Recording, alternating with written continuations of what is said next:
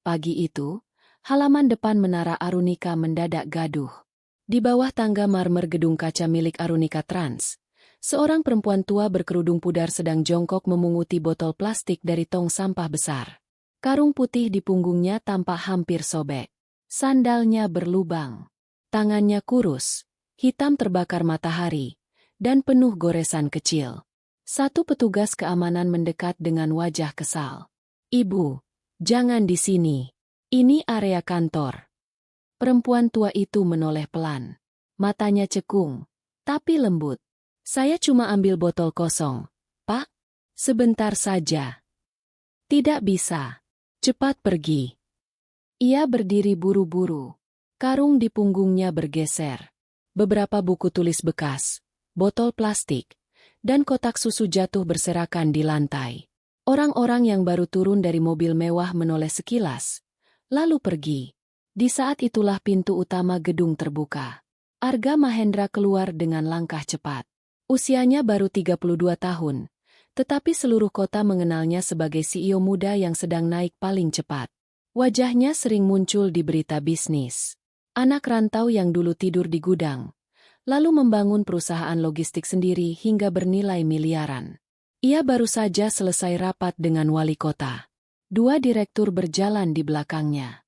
Seorang asisten membuka jalan. Kamera media lokal yang menunggu di depan pagar langsung menyorot. Namun langkah Arga berhenti mendadak. Bukan karena kamera. Bukan karena wartawan. Melainkan karena perempuan tua itu, yang sedang memunguti buku tulis dari lantai dengan tangan gemetar, tiba-tiba berbisik sangat pelan. "Jangan injak bukunya. Nak, itu buat anak-anak." Nada suara itu, getaran lirih itu, Arga membeku. Suara itu menembus sesuatu yang sudah bertahun-tahun terkubur di dalam dadanya. Sesuatu yang selalu datang di malam-malam paling sepi. Sesuatu yang dulu sering membangunkannya dari mimpi ketika ia masih tidur di lantai gudang, memeluk perut lapar. Perempuan tua itu mengangkat wajah. Di dagunya ada tahi lalat kecil. Di alis kirinya ada bekas luka tipis. Dan di matanya, Arga melihat tatapan yang sama persis dengan tatapan seorang ibu yang pernah menyuapinya nasi hangat dengan tangan basah sabun cuci. Napas Arga tersangkut di tenggorokannya. "Ibu?" Perempuan tua itu berkedip beberapa kali, seperti tak yakin berhak mempercayai kenyataan. Lalu bibirnya bergetar. "Arga?" Map di tangan Arga jatuh. Dua direktur di belakangnya terpaku. Para petugas keamanan langsung pucat. Wartawan menurunkan kamera. Bingung. Arga melangkah satu kali. Lalu sekali lagi. Tubuhnya seperti kehilangan tenaga. Sementara perempuan tua itu, yang sejak tadi berdiri menahan sakit, mendadak limbung. Karung di punggungnya terlepas. Botol plastik, buku bekas, dan beberapa amplop putih tumpah ke lantai. Sebelum tubuh ringkih itu menyentuh tanah, Arga sudah berlari. Ia menangkap tubuh perempuan itu di tangannya sendiri. "Bu! Bu!" Kepala perempuan itu bersandar lemah di lengan jas mahalnya. Bibirnya pucat, tapi matanya masih berusaha menatap. "Ibu, akhirnya lihat kamu juga." Lalu matanya terpejam. Dan untuk pertama kalinya di depan semua orang, CEO muda yang selalu tampak tenang itu berteriak dengan suara yang patah. "Mobil! Sekarang! Kalau kamu masih punya ibu, semoga beliau sehat dan panjang umur. Dan kalau beliau sudah tiada, kirimkan doa terbaikmu malam ini." Lanjutkan cerita ini sampai habis, karena kisah ibu seperti ini sering terasa terlalu sakit untuk dipercaya, padahal justru itu yang membuatnya begitu dekat dengan hati. Di rumah sakit, Arga tidak duduk. Ia tidak bisa. Ia hanya berdiri di depan ruang IGD, menatap lampu merah di atas pintu yang menyala tanpa suara. Jasnya masih kotor oleh debu jalanan. Lengannya masih terasa hangat oleh tubuh ibunya yang tadi roboh di pelukannya. "Ibunya." Kata itu berputar-putar di kepala Arga seperti badai. Selama 16 tahun, ia percaya ibunya telah pergi dari hidupnya. Bukan meninggal. Bukan hilang. Tapi pergi. Meninggalkannya. Menyerah padanya. Dan pagi ini, perempuan yang diakininya sudah lama memunggunginya itu justru ditemukan memulung di depan kantornya sendiri. Arga mengepalkan tangan sangat kuat. Di kursi samping, karung putih milik ibunya diletakkan oleh perawat. Dari dalamnya terlihat botol plastik, kardus susu, roti kering, beberapa buku cerita anak yang sampulnya sudah lusuh, dan satu kotak kaleng biskuit yang ditutup kain. Tidak ada dompet mewah. Tidak ada barang berharga. Tidak ada apa-apa. Hanya barang-barang bekas. Dan entah kenapa, itu justru terasa seperti tamparan paling keras dalam hidup Arga. Bagaimana mungkin ia membangun gedung setinggi itu, tetapi tak mampu menemukan ibunya yang hidup dengan memunguti sampah di kota yang sama? Pintu IGD terbuka. Dokter keluar dengan wajah serius. Keluarga pasien. Saya anaknya. Dokter mengangguk. Beliau sangat lemah. Kurang gizi, anemia, infeksi paru, dan ada gangguan pada jantung karena kelelahan yang berkepanjangan. Kami sudah stabilkan. Tapi pasien sepertinya sudah lama hidup tanpa perawatan yang layak. Arga menunduk. Setiap kata dokter terasa seperti pecahan kaca. Beliau sadar. Tanyanya. Sebentar lagi bisa dipindah ke ruang rawat. Tapi jangan buat beliau terlalu emosional. Arga hampir tertawa pahit. Terlalu emosional. Bagaimana mungkin pertemuan ibu dan anak setelah 16 tahun bisa terjadi tanpa air mata? Dulu, sebelum menjadi CEO muda yang sukses, Arga hanyalah anak kecil dari kampung pinggir sungai di Banyumas. Ayahnya meninggal ketika Arga berumur 11 tahun. Sejak itu, ia dibesarkan ibunya seorang diri. Nama ibunya Rahayu. Bukan perempuan berpendidikan tinggi. Bukan perempuan kaya. Ia cuma penjual nasi bungkus pagi hari dan buruh cuci pada siang sampai malam. Namun di mata Arga kecil, ibunya adalah benteng yang tidak pernah roboh. Setiap subuh, Arga bangun karena suara ibunya menanak nasi. Setiap siang, ia melihat tangan ibunya merah karena deterjen. Dan setiap malam, meski tubuhnya lelah, ibunya masih sempat mendengarkan Arga membaca buku pelajaran. Kalau Arga bilang ingin berhenti sekolah karena kasihan melihat ibunya terlalu capek, Rahayu selalu menjawab hal yang sama. Kamu boleh miskin sekarang, Ga, tapi jangan miskin harapan. Kalimat itu tinggal di kepala Arga sampai dewasa. Ketika masuk SMA, Arga mendapat beasiswa kecil ke Semarang. Jauh, berat, tapi itu satu-satunya jalan agar ia bisa mengubah hidup mereka. Rahayu menjual gelang kawinnya untuk ongkos pertama. Aku janji bakal pulang sukses, Bu, kata Arga malam sebelum berangkat. Ibunya tersenyum dan menyentuh pipinya. Ibu tidak butuh kamu pulang kaya. Ibu cuma butuh kamu pulang tetap jadi anak baik. Itu adalah malam terakhir Arga tidur di pangkuan ibunya. Di Semarang, hidup Arga keras. Ia sekolah sambil kerja di warung. Lalu bantu angkut barang di terminal malam hari. Namun ia bertahan, karena setiap pekan ia menulis surat dan mengirim sedikit uang untuk ibunya lewat pamannya, Junaedi, satu-satunya keluarga yang mengaku mau membantu. Awalnya surat-surat itu dibalas. Atau setidaknya, Arga mengira begitu. Tulisan di suratnya bukan tulisan ibu. Namun Junaedi bilang, ibumu titip pesan. Dia malu kalau kamu tahu hidupnya makin susah. Arga percaya. Lalu isi surat itu berubah. Jangan pulang sebelum berhasil. Jangan bikin malu keluarga. Ibumu capek. Jangan tambah beban. Lama-lama kalimatnya terasa dingin. Arga membaca semuanya dengan dada sesak. Tapi ia memilih diam. Ia berpikir, mungkin ibunya memang sedang lelah. Mungkin kemiskinan telah membuat ibunya berubah. Sampai satu hari, ketika Arga baru berumur 18 tahun, Junaedi datang ke Semarang dengan mata merah dan kabar yang merobek segalanya. Ibumu pergi, Ga. Arga membeku. Pergi kemana? Entah. Setelah rumahmu disita karena utang ayahmu, dia hilang. Ada yang bilang ikut orang. Ada yang bilang merantau. Dia tinggalkan kampung. Arga tidak percaya. Ia pulang.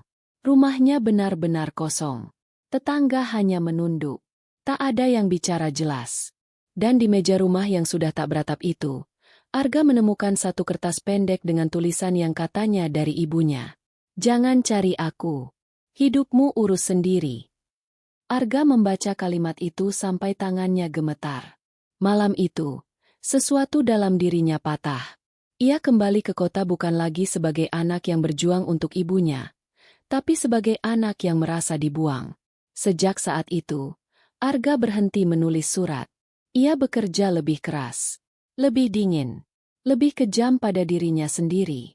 Dan 16 tahun kemudian, ia menjadi orang yang dikenal semua orang, kecuali ibunya sendiri. Atau begitulah yang selama ini ia pikirkan.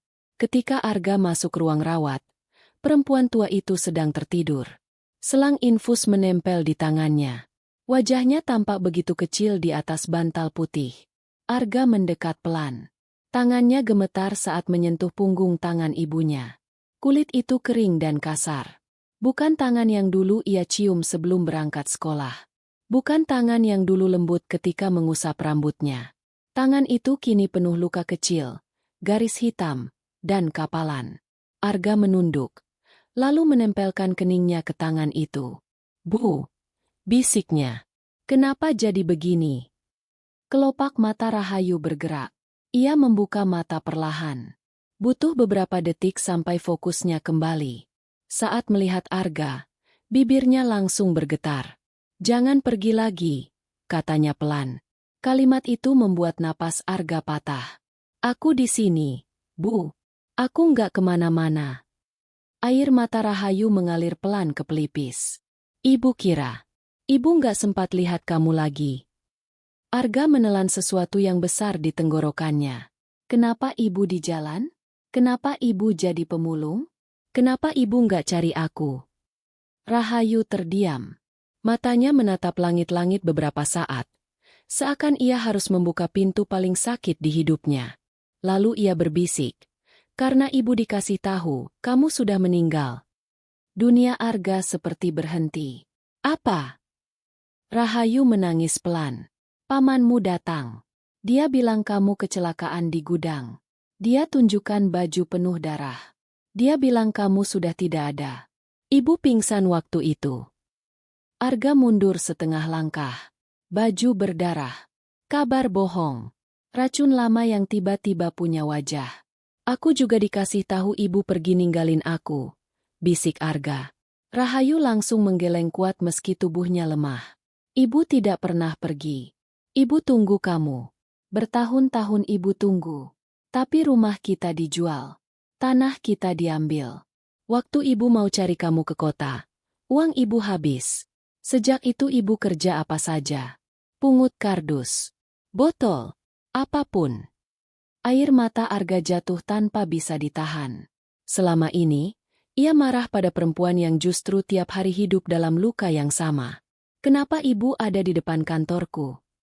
Rahayu menatapnya dengan mata basah. Karena jawaban yang keluar benar-benar menghancurkan. Karena 3 bulan lalu, anak-anak di bawah jembatan bilang bos besar yang suka bagi beasiswa namanya Arga Mahendra. "Ibu hafal namamu. Ibu datang ke gedungmu 4 kali. Tapi selalu diusir. Hari ini Ibu nekat datang pagi. 4 kali. Ibunya datang 4 kali. 4 kali berdiri di depan kantornya.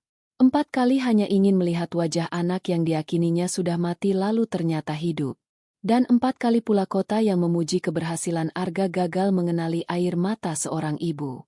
Arga menutup wajahnya. Bahunya bergetar. "Maaf, Bu. Maaf." Rahayu mengusap rambut anaknya dengan tangan infus yang gemetar. "Jangan minta maaf.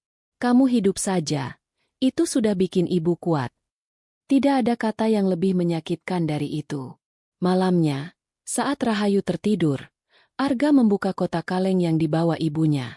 Di dalamnya ada banyak amplop lusuh, buku catatan kecil, foto Arga waktu kecil, dan uang receh yang dibungkus karet gelang. Ada juga puluhan kwitansi pembayaran sekolah. Arga mengernyit. 1-2 kwitansi bertuliskan nama anak. Bukan namanya. Bukan keluarganya. Nama anak-anak lain. Kelas 4 SD. Kelas 2 SMP. Seragam. Uang buku. Uang daftar ujian. Arga membalik lembar demi lembar. Bukan puluhan. Melainkan ratusan. Ada catatan kecil di samping setiap nama. Siti, ayahnya sakit. Damar, hampir putus sekolah. Nina, perlu sepatu. Tono, jangan sampai berhenti baca. Tangan Arga mulai gemetar. Ia membuka buku catatan yang lebih tebal. Di halaman pertama tertulis dengan tulisan tangan ibunya.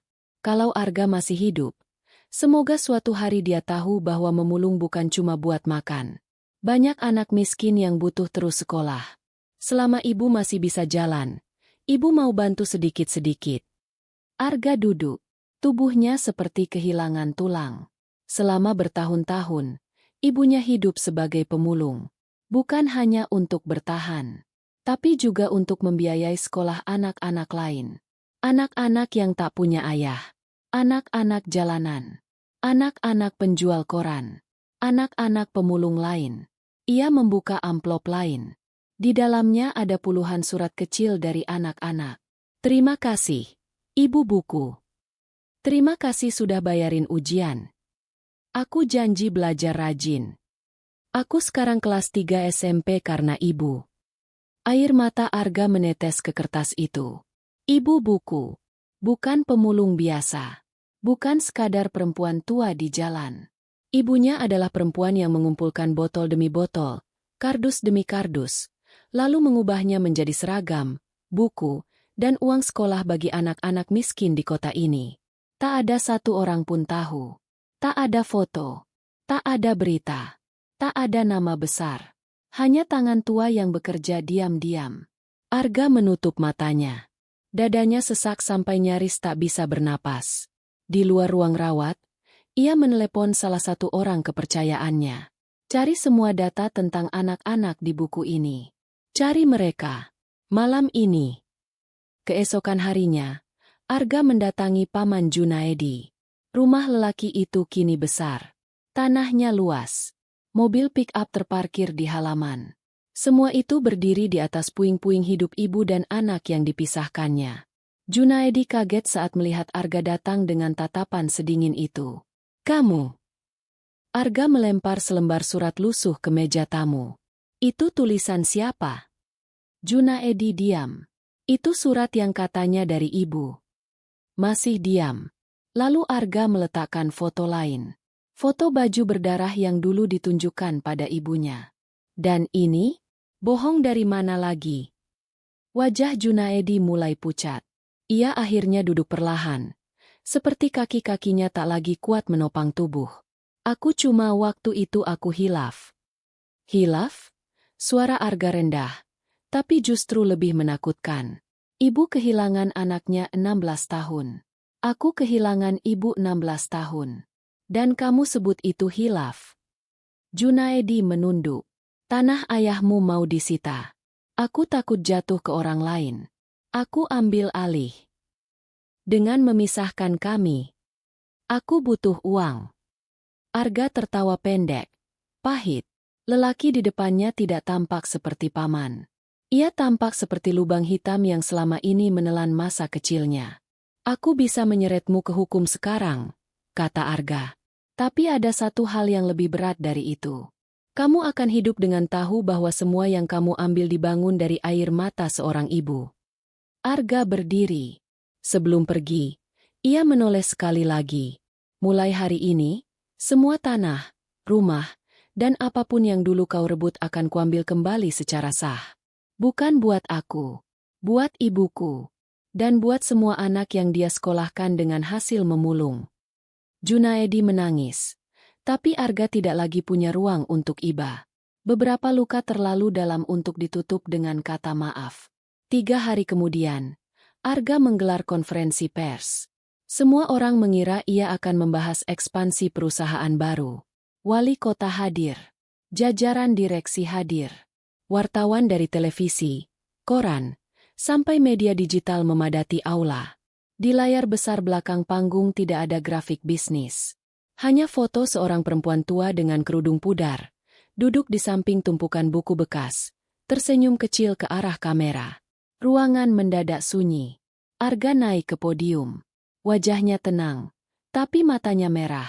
Hari ini saya tidak mau bicara soal bisnis, katanya.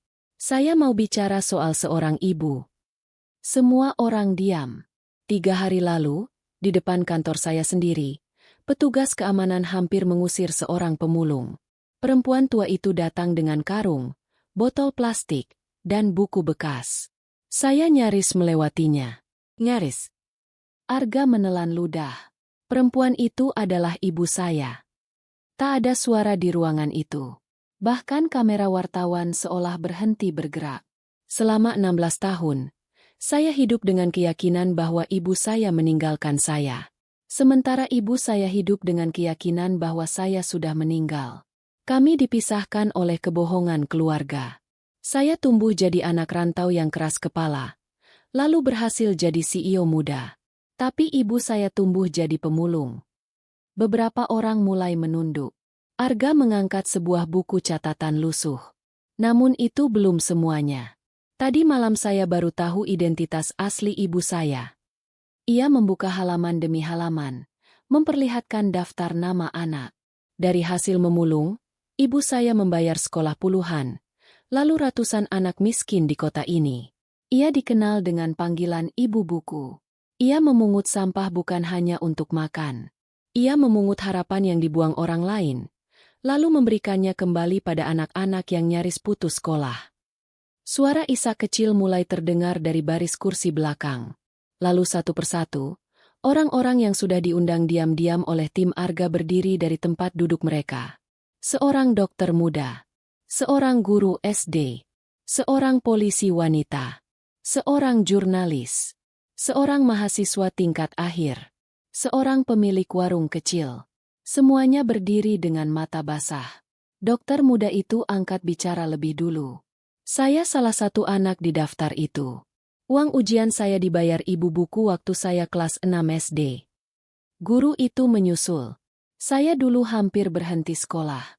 Ibu itu yang belikan seragam. Polisi wanita menutup mulut sambil menangis. Saya pikir yang membantu saya dulu cuma orang baik anonim. Saya nggak tahu beliau hidup memulung.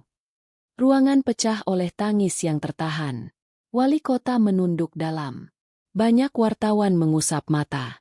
Dan pagi itu, kota yang selama ini hanya mengenal angka, jabatan, dan berita bisnis, akhirnya menangis karena tahu identitas asli seorang pemulung yang selama ini berjalan di trotoar tanpa dilihat siapa-siapa. Bukan karena ia ibu seorang CEO, tapi karena ia, dengan hidup yang begitu berat, masih sempat menyelamatkan masa depan banyak anak. Arga lalu mendorong kursi roda ibunya ke panggung. Rahayu sempat menolak. Ia malu. Ia tidak terbiasa dilihat banyak orang. Namun saat ruangan berdiri memberi hormat, perempuan tua itu justru menunduk semakin dalam sambil menangis. Arga berjongkok di depannya. "Ibu," katanya dengan suara bergetar namun jelas terdengar di seluruh ruangan. "Selama ini kota ini mengenal saya. Mulai hari ini, saya ingin kota ini mengenal orang yang sebenarnya paling berjasa dalam hidup saya." Rahayu memegang wajah Arga dengan tangan tua yang penuh bekas luka. "Jangan bikin ibu malu, nak," bisiknya. Arga tersenyum sambil menangis. "Aku bukan bikin ibu malu. Aku lagi terlambat bangga." Ruangan itu hancur oleh air mata. Tidak ada tepuk tangan meriah. Yang ada hanya tangis panjang orang-orang yang mendadak merasa selama ini terlalu mudah menilai penampilan, dan terlalu jarang menanyakan luka yang dipikul seseorang. Hari itu, wali kota mengumumkan pembangunan rumah belajar gratis yang akan dinamai Rumah Buku Rahayu. Semua biaya dari tanah, bangunan, sampai operasional awal ditanggung Arga. Namun saat wartawan bertanya apa keinginan ibunya, jawaban Rahayu sangat sederhana. "Jangan usir orang tua yang kelihatan miskin sebelum tahu ceritanya." Kalimat itu lebih tajam daripada pidato apapun. Sayangnya, tubuh Rahayu sudah terlalu lama hidup dalam dingin, lapar, dan kelelahan. 2 minggu setelah konferensi pers itu, kondisinya menurun. Arga membatalkan semua jadwal. Ia tidur di kursi rumah sakit. Ia menyuapi bubur. Ia membacakan surat-surat anak-anak yang pernah ditolong ibunya. Kadang Rahayu tersenyum kecil. Kadang ia menangis. Kadang ia cuma memandang Arga sangat lama, seperti takut waktu mereka habis terlalu cepat. Suatu malam, saat hujan turun halus di luar kaca rumah sakit, Rahayu memanggilnya pelan. Arga. Iya, Bu. Dulu waktu kamu kecil, Ibu paling takut satu hal. Apa? Takut kamu tumbuh jadi orang yang keras pada hidup. Arga menunduk. Rahayu mengusap tangannya. Tapi ternyata kamu keras pada diri sendiri, bukan pada orang lain. Itu yang bikin Ibu sedih. Arga menggigit bibir. Aku marah terlalu lama, Bu. Sekarang jangan marah lagi. Arga mengangguk, walau air matanya terus jatuh. Ibu belum sempat bahagiain aku, ya? Bisik Rahayu sambil tersenyum lemah. Kalimat itu membuat dada Arga seolah diremas. Jangan bilang begitu. Aku yang belum bahagiain Ibu. Rahayu menggeleng pelan. Kamu pulang. Kamu peluk Ibu. Itu sudah lebih dari cukup. Lalu ia menatap jendela sebentar, seolah melihat rumah lama mereka yang sudah tak ada. Kalau nanti Ibu nggak kuat, jangan biarkan rumah buku berhenti. Arga menggenggam tangannya erat. Aku janji. Rahayu tersenyum. Senyum yang sangat tipis, tapi damai. Dan satu lagi. Apa, Bu? Kalau ketemu orang susah di jalan, lihat dulu matanya. Kadang di situ ada orang yang lagi cari rumah. Itu kalimat terakhir yang benar-benar jelas keluar dari bibirnya. Menjelang subuh, dalam genggaman tangan anaknya sendiri, Rahayu pergi dengan sangat tenang. Tak ada suara keras. Tak ada drama berlebihan. Hanya air mata Arga yang jatuh ke selimut putih. Sementara ia terus memanggil. Bu? Bu? Aku di sini. Namun untuk pertama kalinya sejak pertemuan mereka, dunia tidak memberinya kesempatan menjawab. Pemakaman Rahayu dipenuhi orang. Bukan orang penting. Bukan pejabat besar. Melainkan anak-anak yang dulu ia tolong, para guru, para tetangga, tukang becak, pemilik warung, satpam, sampai petugas kebersihan kota. Banyak yang datang membawa buku. Satu orang meletakkan pensil. Satu anak kecil meletakkan botol plastik bersih. Seorang dokter menaruh stetoskop kecil mainan di atas tanah makam, lalu menangis diam-diam. Arga berdiri lama di depan pusara ibunya. Ia tak lagi terlihat seperti CEO muda yang gagah di berita. Ia hanya tampak seperti seorang anak yang terlalu lama tersesat. Lalu menemukan ibunya tepat saat waktu hampir habis. Di saku jasnya, ia menyimpan satu benda kecil yang tadi ditemukan perawat di bawah bantal ibunya. Sebuah foto buram Arga waktu kelas 3 SD. Di belakangnya ada tulisan tangan Rahayu. Kalau suatu hari Arga besar dan baca ini, ibu cuma mau dia tahu, ibu tidak pernah pergi.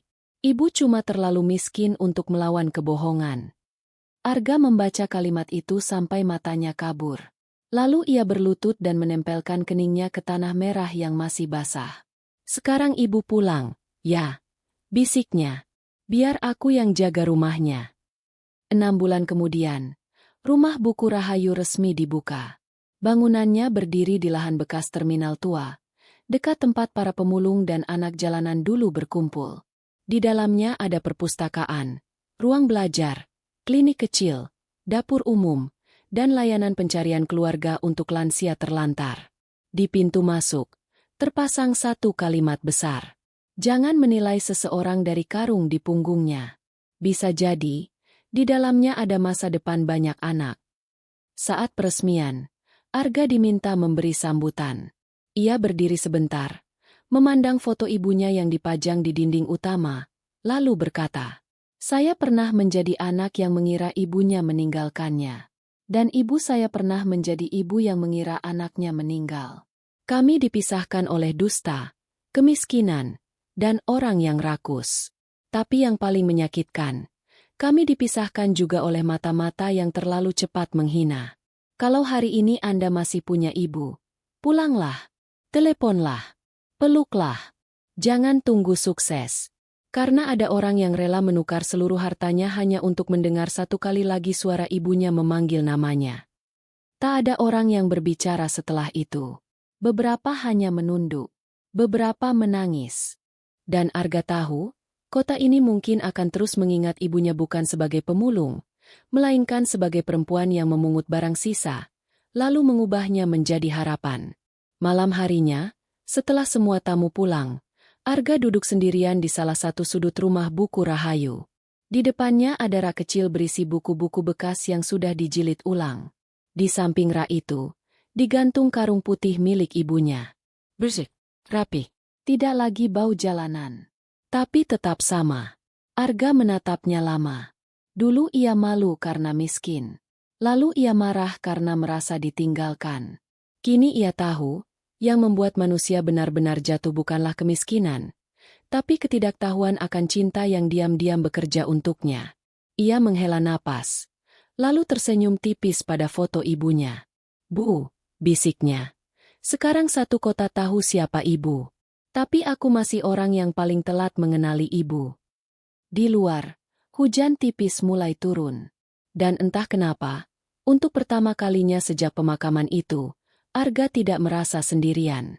Karena di setiap anak yang datang membaca buku, di setiap ibu tua yang duduk tenang di ruang singgah, di setiap botol plastik yang ditukar menjadi buku tulis, ia seperti masih melihat tangan ibunya bergerak pelan, sabar, dan penuh kasih. Seperti sedang berkata bahwa cinta seorang ibu memang tak selalu datang dengan rumah besar dan makanan mewah. Kadang cinta itu datang dalam bentuk karung lusuh, kaki yang lelah, dan tangan tua yang terus memungut harapan dari tempat yang dibuang dunia.